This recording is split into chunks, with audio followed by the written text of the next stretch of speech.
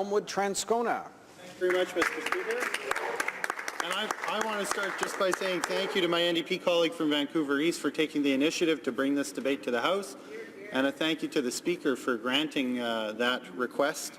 It's a timely issue, and what we're here to discuss is the recent executive order by President Trump essentially banning the travel of individuals who come from particular countries, 7, so explicitly based on their place of birth and implicitly because of their race or religion. And so this debate is an opportunity to stand up and to say that we reject policies that target people based on their race and their religion and their place of birth, Mr. Speaker. It's a matter of principle, and it's also a matter of pragmatism.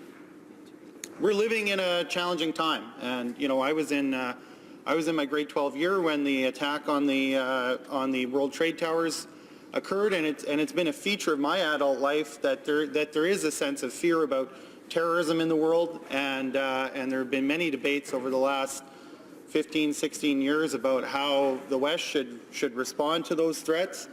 We're now living in a time where people are fearful for their jobs and being able to feed their families.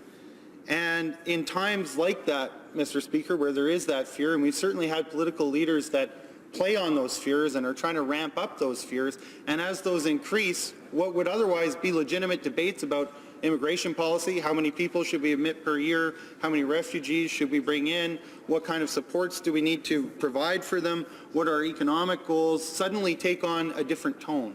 And I think part of why we saw so many people show up in the gallery tonight for this debate, why we saw so many people show up for the women's marches on January 21st, the day after President Trump's inauguration, and why we saw so many people come out for the visuals last night in response to the terrible shooting in Quebec on Sunday night, is because I think people are starting to feel that we're at a moment where we're saying keep calm and carry on, as one of the government members said earlier on the radio, when we witness government leaders or other political leaders playing on those fears and starting to adopt policies that manifest those fears and are ruining lives. It's not enough to stand by and just say keep calm and carry on anymore. I think people are feeling like that momentum that's been building for a long time as political leaders play on those fears for their own reasons, that we're at the point now where we need to stand up and say enough is enough. And when it's getting to the point that the new president of the United States feels that he can go ahead and tell people that they're not allowed in the country that's been a beacon of freedom for the world for a very long time, based on where they're from, as I say explicitly and implicitly because of their religion or because of their race, it's not enough just to stand by anymore. And we need to say no. We need to make it clear that we don't accept that. That's not the world we want to live in. That's not the world I want for my children, for instance.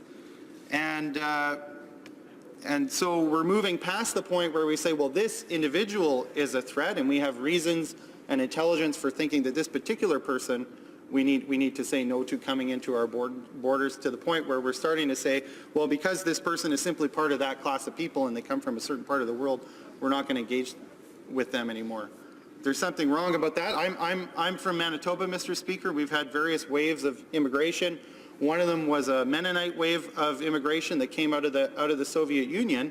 Those were people fleeing that government. If you had had the same approach, because the Soviet Union was an enemy of Canada, those people wouldn't have been allowed in because they were coming from the Soviet Union, and yet those were people in that part of the world that were being oppressed and came to Canada to escape that regime and agreed with Canada that they didn't want to see governments behaving in the way, and they didn't agree with their leadership, and they wanted to get out.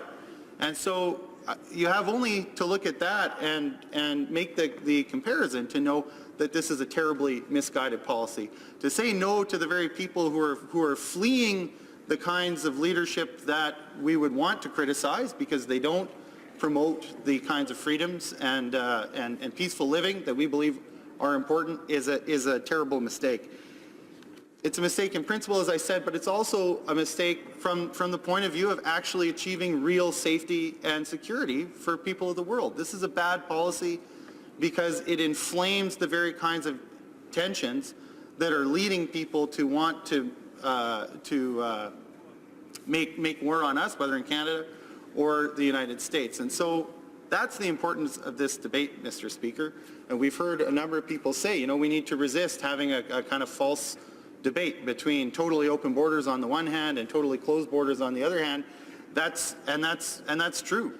If you put two straw men up against each other in an argument, Mr. Speaker, you're not going to ever get at the truth, because that's not what straw men are designed to do. But we also need to be able to call out when the debate is going well beyond reasonable differences and starting to inflame those tensions. I mean, we're living in a time where we've got a president of the United States that's quite comfortable having his spokespeople go out and say, well, we've got alternative facts, and the truth doesn't really matter because you've got your truth and I've got mine. And I think that's what people are starting to respond to. I think what we're seeing in these marches is people saying, look, like, we've been putting up with that degradation of the public debate for a long time. But what's going on now is just wrong. The United States of America has crossed the line between saying we're concerned about particular individuals and we're profiling and everything else, but to find out that a particular individual may pose a threat and we're taking action with respect to particular individuals, to saying, if you come from that country, forget it. We're just saying, without any evidence, without caring about what you believe or why you're trying to leave that country, why you would want to come here, we don't need to know, we don't care.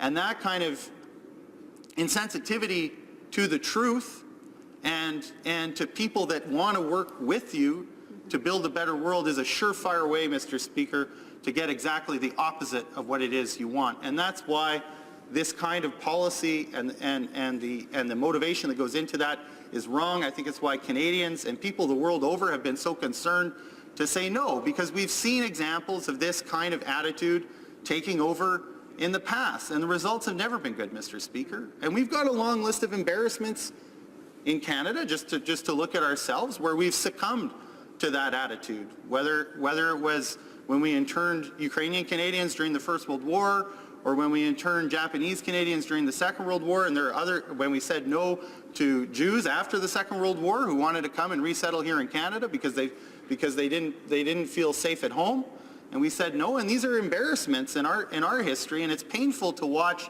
the United States getting to a point where it's going to have a lot to apologize for. We hope one day, when Americans give their head a shake and get a government that can look at what's been happening now and say, wow, that's not who we are, that's not what we are, and we know that that's not how to build the kind of world that we ultimately want. So this debate, what we've been looking for from the government, is to stand up and join with Canadians in saying it has reached the point where we have to say enough is enough. We can't tolerate this idea of alternative facts anymore. You got your story, you got ours, because it's starting to create policies that are going to lead to a far more dangerous world and are moving in the wrong direction. And part of the way that the government could do that is by taking some concrete action. So that's why we've said, if you want to show that you're on board with all those Canadians that are standing up and saying no to this because the time has come to simply say no, then you could lift the cap on private sponsorship for refugees, because there's a lot of Canadians that want to sponsor refugees, whether they're coming now from the United States because they're no longer permitted, or from other parts of the world. So let Canadians open their arms and provide that generosity. It's tough to say to your friends that they've crossed the line, but that's the most important time, and that's when it's most important to have friends that can say that. And suspending the safe third-party country agreement is the way to do that. That's the way to send that signal. And exactly because it is an uncomfortable thing to do, it's why we need to do it, to send that signal, to say, we want you to be a place where we feel like you're welcoming of refugees, and we want to say that you treat people the way we want to see people treated here, but you're not meeting that standard right now, and we want to see that changed. And another way we can do that is by fast-tracking some of those refugees who have already been cleared by the U.S. government to come to the United States, one of the countries with the best intelligence in the world, and tell them that they're welcome here. Thank you very much, Mr. Speaker. Questions and comments? Question commentaire. The Honourable Parliamentary Secretary to the Minister of Foreign Affairs. Thank you very much, Mr. Speaker, and thank you to my colleague. Mr. Speaker, in a time where there has been some confusion, fear amongst Canadians, some frustration as well, I think we can look to the leadership of our Minister of Immigration for the calm and sensible leadership that he has provided, ensuring that Canadians receive the information they need as this fluid situation moves along. And at the same time, our Prime Minister, our Minister of Foreign Affairs, our Minister of Immigration, and many other members of the government caucus and members on all sides of the floor have stayed level-headed in ensuring that we do our best to ensure that Canadians get that proper information, and at the same time that we espouse the values that we all adhere to, values of inclusion, values of respect for pluralism and diversity and of equal human dignity. Would the member opposite not agree that it's important to act in such a way when Canadians are wrought with some level of confusion and frustration? Thank you. Transcona. Well, Mr. Speaker, I'll always say it's important to keep a level head, but sometimes you have to do that even while you're saying that something's wrong. And I think that's the added message that the government needs to be sending to their counterparts in the United States, that this policy is wrong. It's wrong in principle, and it's something that we don't agree with. It's something we're sad to see our friend and closest ally adopt. And it's also wrong because, and I think what Canadians want to hear from their government as well, is them telling the American administration that it's wrong because it's not going to lead to a safer world. Someone's got to deliver that message. And who best but America's closest friend and ally to say, we share the same goals in terms of safety and security, but this is the wrong way to do it, and you guys need to reverse it. Questions and comments. The Honourable Member for Yukon. I just want to add that the people from the farthest riding from Ottawa and the Yukon share the same compassion for refugees who Yukon cares, the shock and sadness at the executive order, and the horror of the tragedy in Quebec City through a well-attended vigil in Whitehorse. Yukoners wrote and emailed they want to ensure that the response to being turned away, that Canada is generous in the number of refugees that we allow this year, including more than 1,000 privately sponsored refugees, that we help in any way we can, including any needed program changes, and that we evaluate any international agreements that are signatory to that disadvantage refugees in the United States. And I'm proud that Yukoners are showing the same level of love and compassion and generosity as all Canadians. Member for Elmwood-Transcona. Well, I'm pleased that people in the Yukon are on board, and I'm willing to bet that at least some of them would like to see the government go further in terms of not just carrying on a kind of parallel track, but actually challenging our friend and closest ally to bring out the best in themselves. That's not what's happening right now, and that's why I think members of the government need to go further. Thank you. Some comments. The Honourable Member for Courtenay-Alberni. Thank you, Mr. Speaker, and I want to thank the member from Elmwood-Transcona. I also want to bring a message from the people of Courtenay-Alberni. They also would like to pay their condolences to the victims of the families in the community that was hit so hard by this tragedy. Mr. Speaker, the member talked about the important relationship with the United States and the important role we play. I think about in our communities, when one of our community members steps out of line or does something that is against our values in our community, they count on their friends to stand up and make sure that they understand that they've crossed the line. Our best friends have crossed the line. It's our duty. If you can't count on your best friends to let you know that you've done something that's out of line, then who can you count on, Mr. Speaker? Obama says the world needs more Canada. Well, Mr. Speaker, Canadians reject any ban which is based on race, religion, or place of birth, or promotes hate and tolerance. Canada must do its part to step up. I'm going to ask the member if he could talk about that important obligation we have as neighbors, as friends, to our allies. Elmwood-Transcona, a short response, please. Well, thank you very much to my colleague. I think he said it very well. I mean, this is the time where friendship, if it's going to count for anything, needs to come to the to the fore, Mr. Speaker. This is the time when you need to be able to have that difficult conversation.